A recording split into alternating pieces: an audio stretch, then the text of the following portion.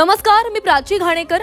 महाराष्ट्र एक पाऊल पुढे या कार्यक्रमात आपले स्वागत आहे. या कार्यक्रमात आपण आठवड्याभरातील महत्त्वाच्या घडामोडींचा आढावा घेणार आहोत. सुरुवातीलाच या आठवड्यातील अत्यंत महत्त्वाची बातमी शेतकऱ्यांना दिलासा देणारी.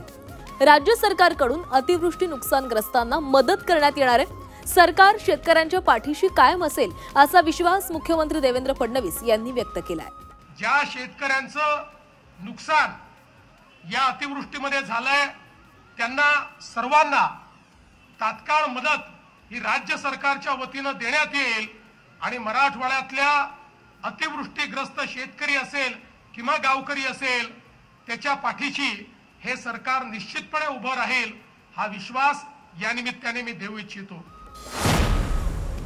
मराठवाडा मुक्ती संग्राम दिनाचं औचित्य साधून मराठा समाजातील ज्यांच्या कुणबी नोंदी आहेत त्या मराठ्यांना कुणबी जातीचे दाखले देण्यास सुरुवात झालेली आहे. मराठवाड्यातील जिल्ह्यामध्ये जातीचे दाखले दिले जात आहेत. हिंगोली, धाराशिव मध्ये प्रातिनिधिक स्वरूपामध्ये कुणबी दाखल्यांचं वाटप करण्यात आलेलं आहे. गेल्या 7 ते 8 वर्षांच्या लढ्यानंतर कुणबी जात प्रमाणपत्र मिळाल्याचा आनंद मराठा लाभार्थ्यांच्या चेहऱ्यावर स्पष्टपणे दिसत होता. आणि आता बातमी बीडमधून आहे. बीडकरांचं स्वप्न अखेर प्रत्यक्षात उतरलंय. मराठवाडा मुक्ती संग्राम दिनाच्या मुहूर्तावर 17 सप्टेंबरला बीड अहिल्यानगर या टप्प्यावरील रेल्वे सेवेचा शुभारंभ करण्यात आला.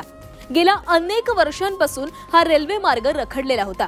या महत्त्वाकांक्षी नवीन ब्रॉडगेज रेल्वे मार्ग प्रकल्पाला गती देण्यासाठी राज्य शासनानं आजवर तब्बल 2091 कोटी रुपये उपलब्ध करून दिलेले आहेत. त्यात नव्यानं 150 कोटींची भर घालून हा निधी वितरित करण्यात आलाय. हा मार्ग केवळ 2 जिल्ह्याला जोडणारा नाहीये तर लाखो लोकांच्या स्वप्नांना जोडणारा आहे आणि इथं आपल्याला थांबायचं नाही. बोलत पुढच्या बातमीकडे. महाराष्ट्रात कृषी क्षेत्रातील तंत्रज्ञानात क्रांतिकारक सुधारणा करण्यासाठी अमेरिकेतील आयोवा प्रांताशी सामंजस्य करार करण्यात आलाय. आयोवाच्या गव्हर्नर किम रेनॉल्ड्स यांच्या उपस्थितीमध्ये महाराष्ट्रानं ऐतिहासिक सामंजस्य करार केलाय. आयोवा हे अमेरिकेचं फूड बास्केट म्हणून प्रसिद्ध असून शेती आणि कृषी तंत्रज्ञान क्षेत्रातील प्रगत राज्य मानले जातं. या कराराद्वारे महाराष्ट्रात AI आधारित शेती, कृषी तंत्रज्ञान, डिजिटायझेशन, जैव तंत्रज्ञान आणि कृषी पायाभूत सुविधा विकास या क्षेत्रांमध्ये संधी निर्माण होणार असल्याचं मुख्यमंत्री देवेंद्र फडणवीस यांनी सांगितलंय. ह्युंदाई कंपनीनं राज्यामध्ये CSR अंतर्गत विविध कामांसाठी 56 कोटी रुपयांचा निधी दिलाय. या निधीतून रस्ता सुरक्षा, चालक प्रशिक्षण आदी क्षेत्रांमध्ये विकास कामं केली जाणार आहेत.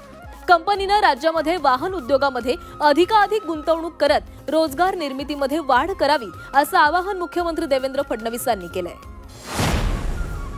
एकत्रित आयुष्यमान भारत प्रधानमंत्री जन आरोग्य योजना आणि महात्मा ज्योतिराव फुले जन आरोग्य योजनेमध्ये राज्यात नवीन 2399 उपचारांना मुख्यमंत्री देवेंद्र फडणवीस यांच्या अध्यक्षतेखाली बैठकीमध्ये मान्यता देण्यात आली आहे. तसंच 5 लाखांपेक्षा जास्त रकमेच्या अवयव प्रत्यारोपणाच्या उपचारांसाठी कॉर्पस फंड निर्माण करण्यासही यावेळी मान्यता देण्यात आली आहे.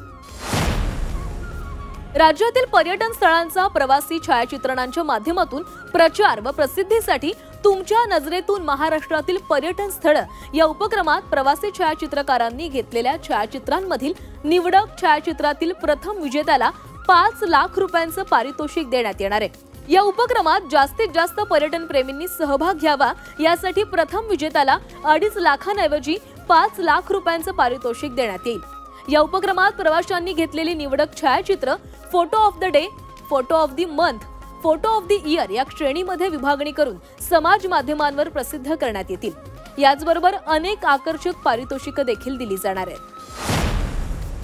ऑस्ट्रेलियाचे माजी परराष्ट्र मंत्री तथा खासदार टिम वॅट्स यांनी उपमुख्यमंत्री एकनाथ शिंदे यांची सदिच्छा भेट घेतलेली आहे. यावेळी ऑस्ट्रेलिया आणि महाराष्ट्र यांच्यामध्ये शेती, वैद्यकीय तंत्रज्ञान, शिक्षण या क्षेत्रांमध्ये वाणिज्यिक संबंध दृढ करण्याबाबत चर्चा झालेली आहे. भारताच्या आर्थिक आणि औद्योगिक वाढीसाठी महाराष्ट्र मोलाचं योगदान देत असून पायाभूत सुविधांचा विस्तार करण्यावर आमचा भर असल्याचं उपमुख्यमंत्री एकनाथ शिंदे यांनी सांगितलंय.